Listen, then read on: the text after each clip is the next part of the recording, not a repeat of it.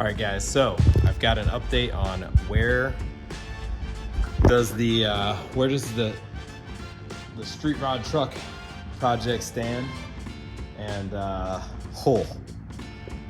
some videos about some terrible stuff that's happened and some great stuff that's happened in this build, and let me walk you around. Woo! We did it! Yeah! And then we should be able to push a button. It smells like new car. This is my son. Say it's any charities that you can, and please subscribe.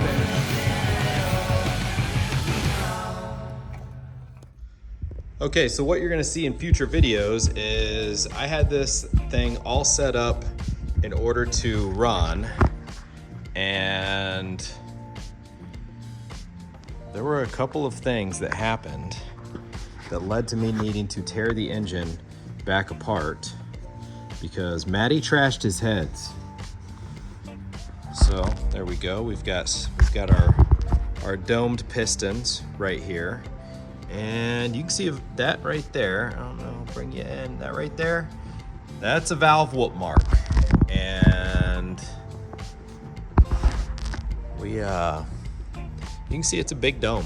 It really fills the chamber up when they go up. But I had to pull the heads off, and I'll tell you why. Because I smacked my valves. So long story short, or short story long, which might be where we're at right now, I had some push rods that were adjustable because during the whole pandemic situation, there was a backlog on orders, and so it was gonna be like 6 months in order for me to get my push rods that I needed that were the right length. Well, I happened to find a set of adjustables laying around that were technically rated for a big block. However, they had a little ridge on them, and that ridge caught on the guide plate, locking my valve down in the cylinder, and those pistons came up on the intake side and slammed into 7 out of 8 of them, and bent them all up. They're at the machine shop right now, getting ironed out. And my dude over there is great. He'll get them back to me, and then we'll get it running. I have the right push rods. Just a patience thing, man. I'm telling you. Anyway, so that's our big setback, but we got a lot of stuff moving forward. Let's look at that. Okay, so as far as good stuff moving forward, this is where the steering column is gonna come through. We're obviously gonna run our wires and stuff, not through our master cylinder, master brake cylinder hole, but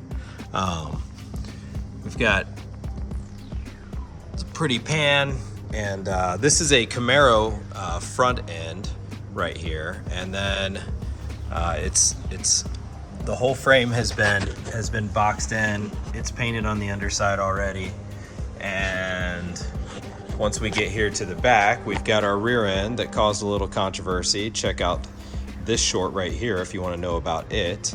But it's basically Ford axles going into our GM 12 bolt, and some haters are going to hate, which is cool. Go ahead and comment down below. And then we've got the coilovers, and like I said, and then the 4-link rear end. Well, when you come up here, don't mind these lines right here. Those aren't real. That's just from some tape I had when I had the door taped shut when I was driving it. But that's a chopped top. That's a smoothed out door. And this is what we're gonna be driving. All right. Woo! Or yeah, let me know if you guys have any ideas about how to, any funny ideas that I can do to get more shop time, where my wife feels great about me being out here in the shop. She has a great sense of humor, so anything humorous is probably good. All right, comment that below for me. Let's get back to this thing. So we need the wiring. We're going to then come back here. We need to find a nice place for the fuel tank. I'm thinking somewhere underneath this section. have not yet formally decided. And then I already have the drive shaft. It is to length and painted and ready. And we've got some boxes over here with some rear disc brakes and some front disc brakes. Now, when it comes to the door, we're obviously going to add a little popper mechanism that is going to unlock it, right? So it'll pop open. The glass is still going to need cut in order to fit in here, and then we'll need custom windshields and rear shields also. Now, I have some special stuff planned. The fenders, right? The hood comes out like this, and the fenders are gonna scoop down like this. And then I've got a special front end that is going to be on here that is different from what the 48 Chevy truck actually has. This thing's gonna be full custom from top to bottom. And I'm gonna drive it in primer for like a decade. And by drive it in primer for like a decade, I mean like, who knows for how long? Could be longer. Or maybe we'll actually just paint it. But we'll find out. So anyway, I'll show you where my front end is at, but I'm not showing you the front end yet. You guys subscribe, like the video, and give me a reason to keep pushing forward with this stuff so I can tell my wife, hey, we got so many people watching. You gotta let me get out there in the shop and work on this stuff. All right, let me show you what kind of craziness I'm doing to make the steering wheel work. But first, I've got it in here, but I'm not telling you what I'm doing yet. You can see it right there. That's the front fenders and the front bumper section. All right, let's look at that steering wheel.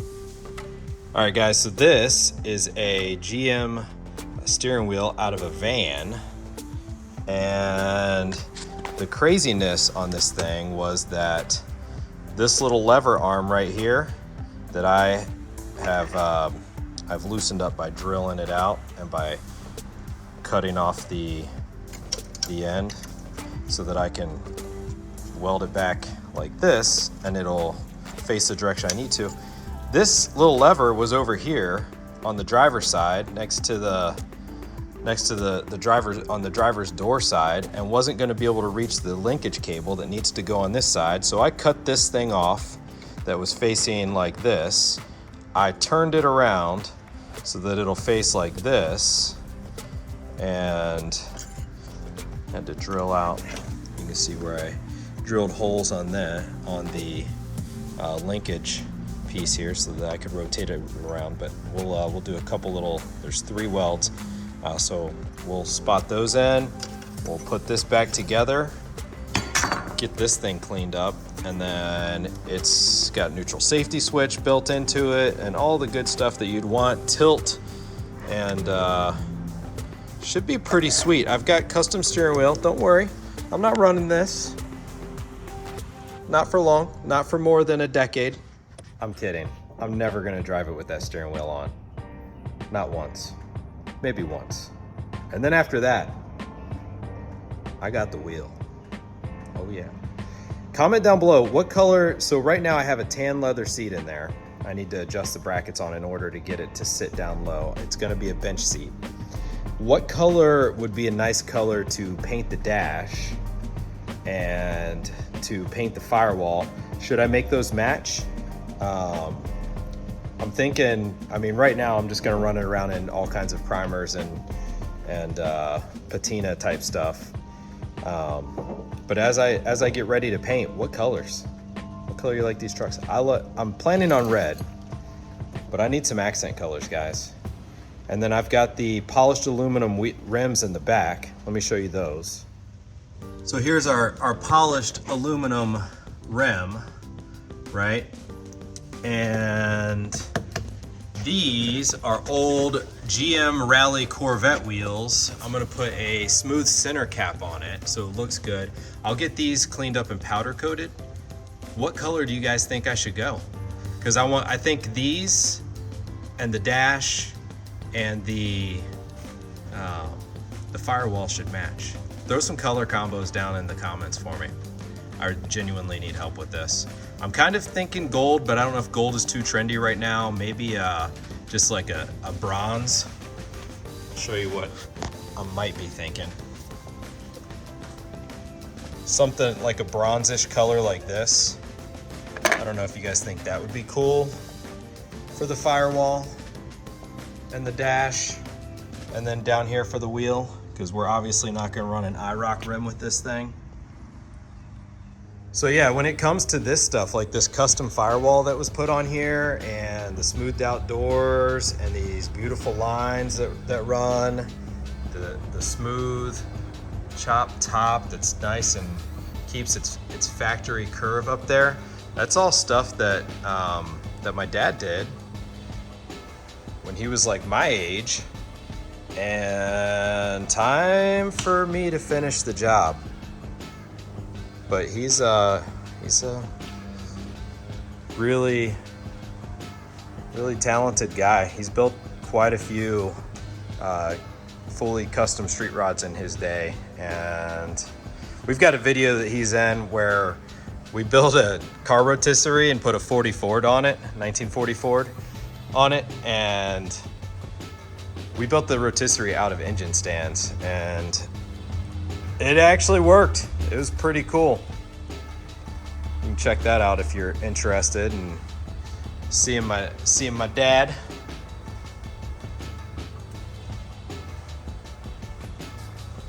We'll try to get it ripping.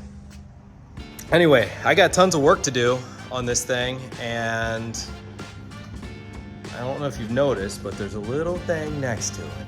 That is baby brother's build, and he wants to run them. So anyway, maybe we get to do that at some point, but they got to run first. So I need some ideas. Throw me some color comments, and we'll try not to smash up heads, but anyway, keep watching. I'll walk you through my head video where I talk about and show you how bent up these things were. Ugh, makes me sick.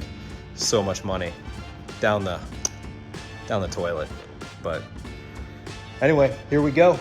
Thanks for watching, guys. Keep tuning in, and let me know what things you want to see in the future, and if you have any advice on how you let your wife work out in the shop, or any ideas of what I could do to let my wife work out. Let my wife work out in the shop? No.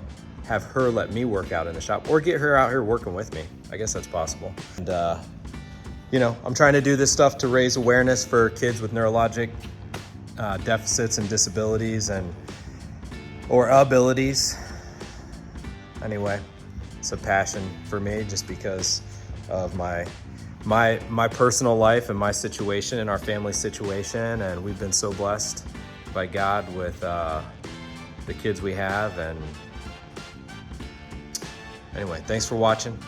I've rambled on long enough. If you're still watching, thanks for watching, and tune in next time. I'll keep you guys updated. I'm gonna unbox those brakes, and I'll show you how they fit, and maybe we can have a functioning rear end here pretty soon, get that tied down, and then work our way forward at this point, so that by the time the heads are ready, I want the rest of the truck to be ready to turn that key and fire it up. Woo! I don't know if I actually talk like that in real life, but I'm gonna start. Okay, we'll see you guys later. Thanks for watching.